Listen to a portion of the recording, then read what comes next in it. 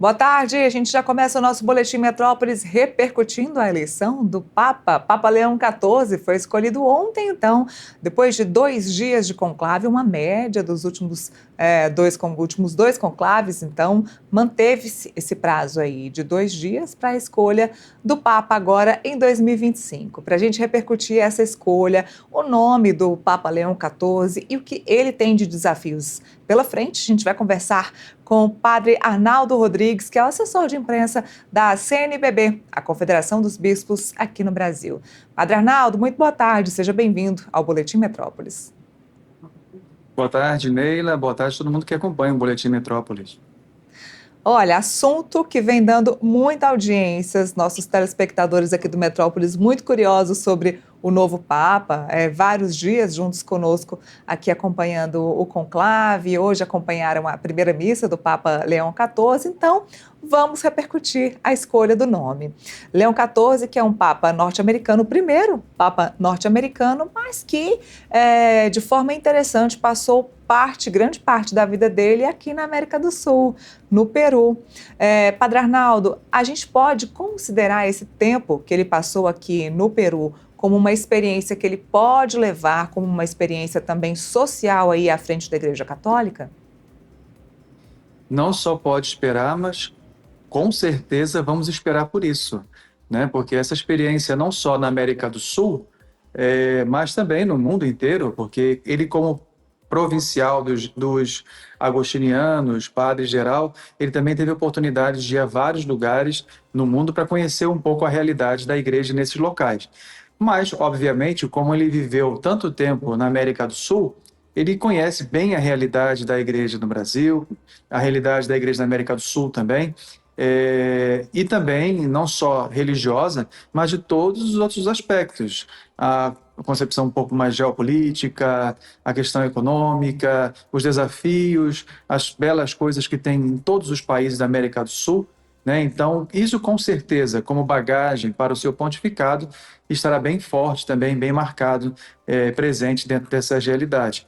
Agora, também recordando que, como disse antes, como ele tinha um grande conhecimento de uma esfera mais global, também, com certeza, junto com seus assessores, ele vai ter uma experiência também, de uma certa forma, de mostrar e de pensar a igreja também num todo, no mundo inteiro.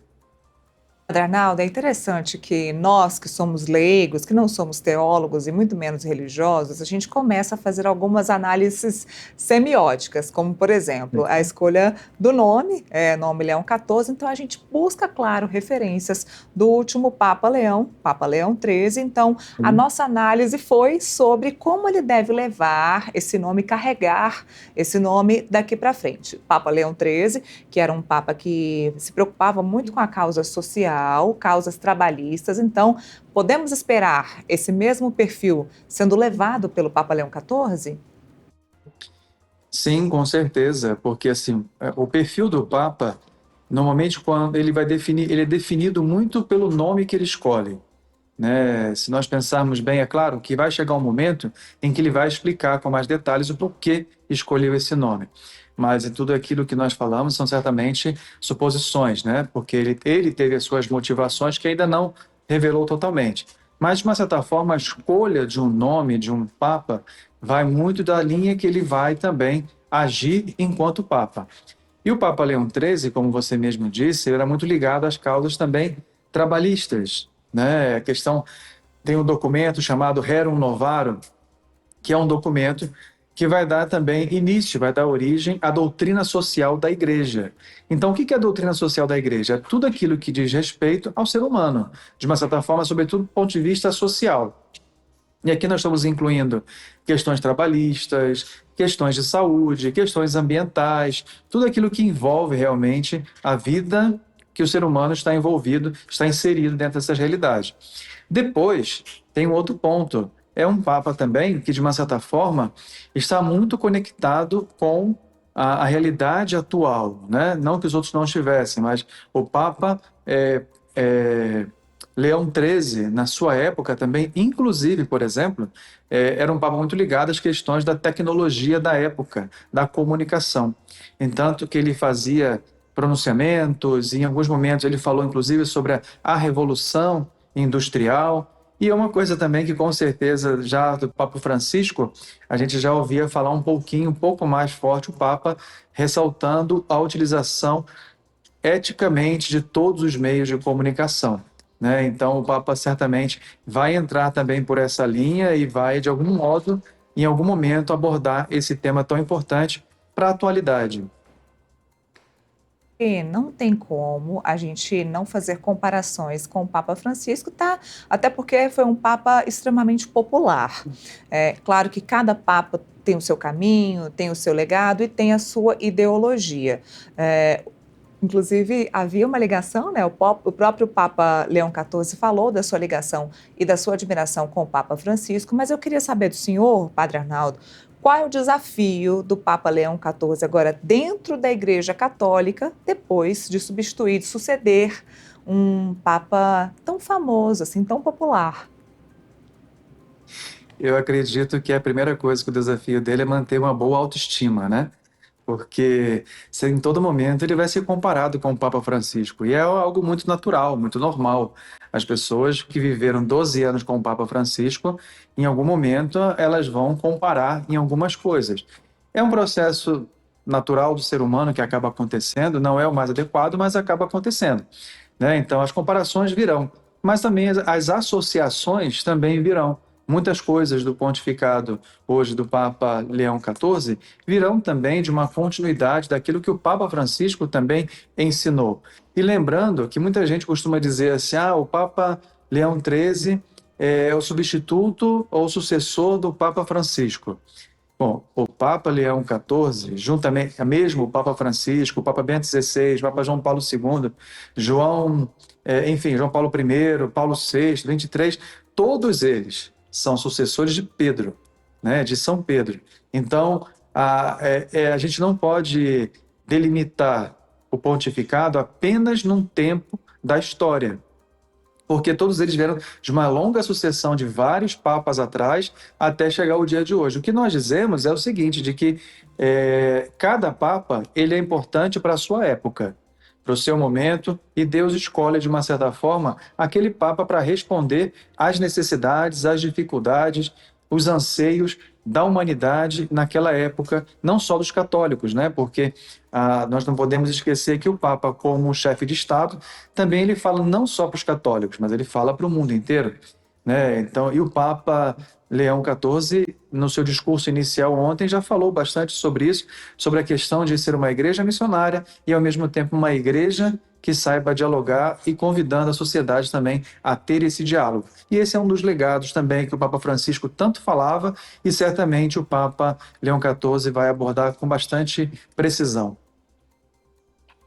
Católica, claro, é uma igreja conservadora, até porque precisa manter os preceitos, a palavra de Cristo, o que está previsto de fato na Bíblia e na Igreja Católica. Muito vem se falando sobre papas conservadores, papas progressistas, e vimos agora, e estamos analisando o perfil do novo Papa, do Papa Leão XIV, como a análise que se faz é um Papa moderado ali, conservador moderado.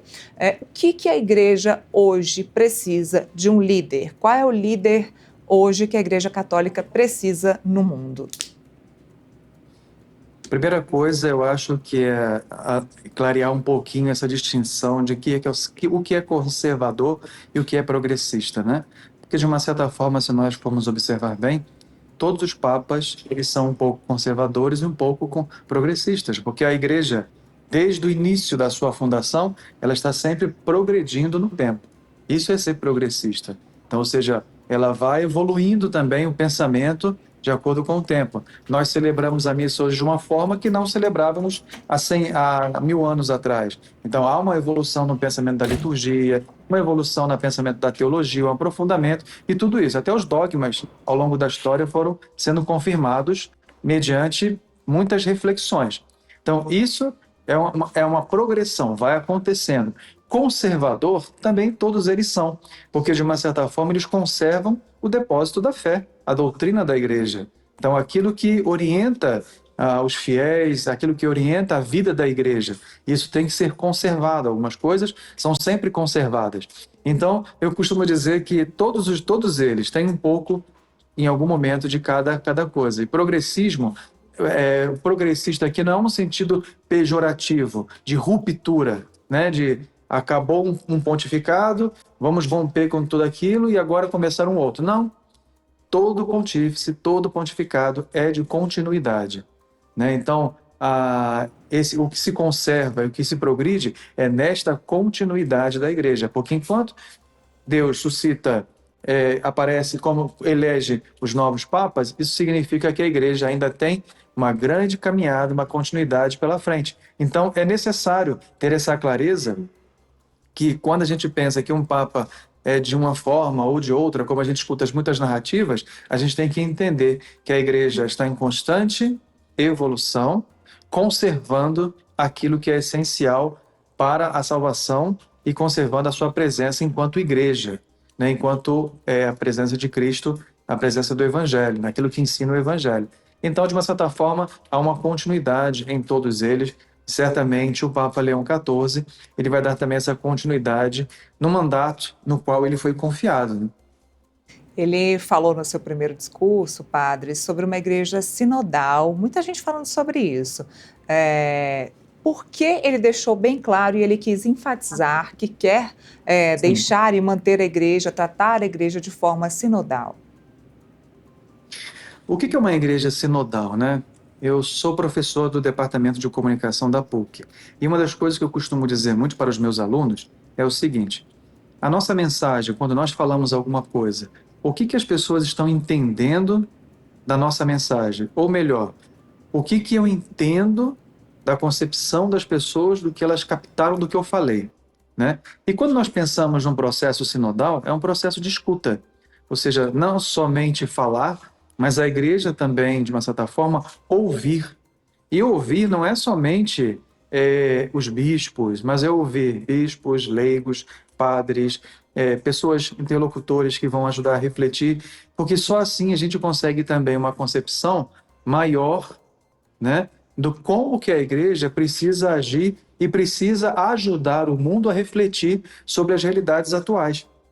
Não podemos partir de imediato com uma receita pronta, porque isso não existe. Então, uma igreja sinodal, e aquilo que ele destacou bastante no início do seu discurso, de uma igreja missionária, é essa igreja realmente que dialoga, é uma igreja que ouve, uma igreja que fala no seu momento importante, uma igreja que está ali para ajudar as pessoas a criar realmente essas pontes, né?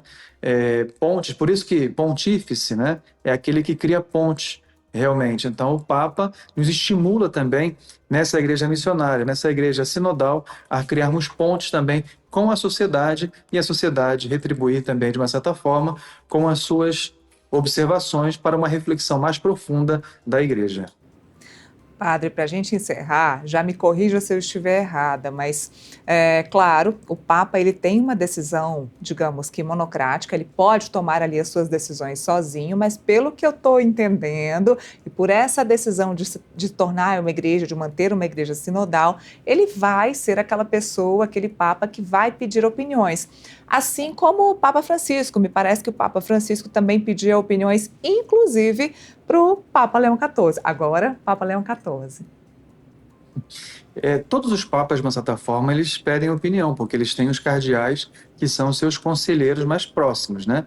E esses cardeais são todos responsáveis, a grande maioria, dos órgãos, vamos dizer assim, dos dicastérios no Vaticano. O que é um dicastério? Dicastério é como se fossem os nossos ministérios no país, né?